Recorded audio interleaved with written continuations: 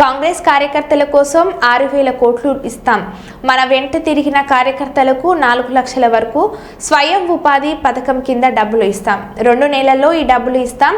దీంతో ప్రతి నియోజకవర్గంలో 4,000 నుండి 5,000 మందికి డబ్బులు వస్తాయని సీఎం రేవంత్ రెడ్డి అన్నారు.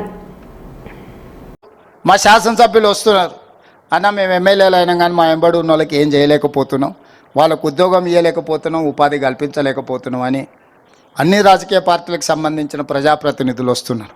అందుకే ఈరోజు 5 లక్షల మందిని మన చుట్టూతో ఉండి చదువుకున్న వాళ్ళు ఉండి చైతన్యం ఉండి అర్హత ఉన్న వాళ్లకు 50,000 నుంచి 4 లక్షల వరకు స్వయం ఉపాధి పథకం కింద నిధులు మంజూరు చేయించడానికి, అర్హత కలిగిన వాళ్ళకి మంజూరు చేయించడానికి ఈరోజు 6,000 కోట్ల రూపాయలు మీ చేతుల్లో రాబోయే 2 నెలల్లో పెడుతున్నాము.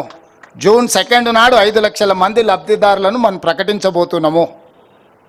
ప్రతి నియోజకవర్గానికి 4 నుంచి 5,000 మంది మన ఎంబడి ఉండి అర్హత కలిగిన కార్యకర్తలు కానీ లేకపోతే గ్రామాలలో ఉండే నిరుద్యోగ యువకులు ఎంతమంది ఉంటారు? 2,000 3,000 ఉండొచ్చు. వాళ్ళందరికీ మీరు పని కల్పించవచ్చు, ఉపాధి కల్పించవచ్చు.